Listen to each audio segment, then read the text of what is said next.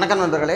November 1 உள்ளாட்சி தினம் தமிழ்நாட்டில் 2007 அனுசரிக்கிறோம். ஆக்சுவலாக நவம்பர் 1 இந்தியாவில் நிறைய ஸ்டேட்டுக்கு பர்த்டே. ஏன்னா 7th Amendment 1956 அப்போ தான் நடைமுறைக்கு வருது. தமிழ்நாட்டை பொறுத்த வரைக்கும் நமக்கு என்னன்னா தமிழ்நாடு என்று பெயர் மாற்றம் செய்யப்பட்ட நாள் ஜூலை 18 நம்ம சில தமிழ்நாடு தினமாக வச்சிருக்கிறோம். அதனால் நவம்பர் 1 நம்ம லோக்கல் பாடி டேவாக வச்சிருக்கிறோம். இப்போ லோக்கல் பாடி சம்பந்தமாக பார்ப்போம். உத்தரமேரூர் கல்வெட்டு சோழர் காலம், பழைய சோழர் காலத்திலே நமக்கு லோக்கல் பாடி இருக்குது அப்படிங்கிற சொல்கிறதுக்கு. மானூர் கல்வெட்டு, மானூர்னு திருநெல்வேலி மானூர், ஏன்னா திண்டுக்கல் பக்கம் ஒரு மானூர், அது கிடையாது. ஸோ பாண்டியர் காலத்தை பற்றி அதில் சொல்லக்கூடிய உள்ளாட்சி அமைப்பு சொல்லக்கூடியது. திருச்சிராப்பள்ளி கல்வெட்டு பார்த்தோம்னா பல்லவர் காலத்தில் உள்ளாட்சி அமைப்பு இருக்க சொல்லக்கூடியது. அடுத்து பிரிட்டிஷில் பார்த்தோம்னா உள்ளாட்சி அமைப்பின் தந்தைன்னு நம்ம ரிப்பனை சொல்கிறோம்.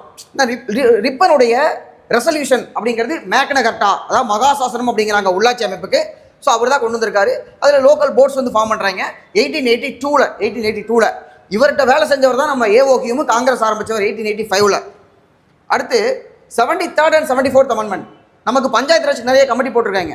அதில் பல்வந்தராய் மேத்தா 57, அசோக் மேத்தா 77, அதுக்கப்புறம் சிங்வி கமிட்டி. சிங்வி பார்த்தோம்னா 86, அதுக்கு முன்னாடி ஜிவிகே ராவ் கமிட்டி 85. இந்த சிங்வி கமிட்டி தான் 73rd and 74th Amendment constitution status கொடுக்கணும்னு சொன்னவர். அது எப்போ வருது? 1992. 73rd Amendment நமக்கு பார்த்தோம்னா பஞ்சாயத்து ராஜ் 3 அடுக்கு பஞ்சாயத்து, கிராம அளவில் ஒன்று இருக்கும், ஒன்றியம், அதுக்கப்புறம் மாவட்டம், 3 அடுக்காக இருக்கக்கூடியது.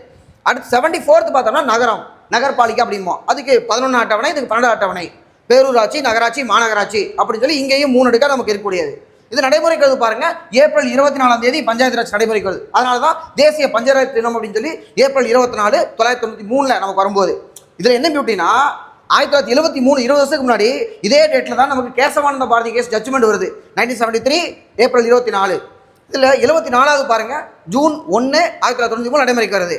இப்போ இதில் முக்கியமான ஃபீச்சர் என்ன அப்படின்னு பார்த்தோம்னா பெண்களுக்கு இடஒதுக்கீடு அப்படிங்கிறது நமக்கு 1/3 ரிசர்வேஷன், SC/ST பெண்களுக்கு இருக்கக்கூடியது 243D. அடுத்து 243K பார்த்தோம்னா மாநில தேர்தல் ஆணையம், 243I பார்த்தோம்னா நமக்கு மாநில நிதிக்குழு அப்படின்னு இருக்கிறது. 2007 இந்த கதையை நான் சொல்லிட்டேன் நான். அப்புறம் பார்த்தோம்னா வழக்கமாக இந்தியாவிலேயே 4 நாள் தான் வச்சுருப்பாங்க இந்த பஞ்சாயத்து கூட்டம் நடக்கிறதுக்கு. தமிழ்நாட்டை பொறுத்த வரைக்கும் 6 நாட்கள். ஜனவரி 26, மார்ச் 22 உலக நீர் தினத்தில் நம்ம வச்சுருக்கிறோம். அடுத்து மே 1 எல்லாரும் வச்சிருக்கிறது தான். மே தினம் கண்டவர் யார் அப்படிங்கிறது கமெண்ட்டில் போடுங்க. ஆகஸ்ட் 15 சுதந்திர தினம், அக்டோபர் 2 காந்தி ஜெயந்தி, நவம்பர் 1 நம்ம உள்ளாட்சி நாள், அன்னைக்கு ஒரு கூட்டம் நடக்கும்.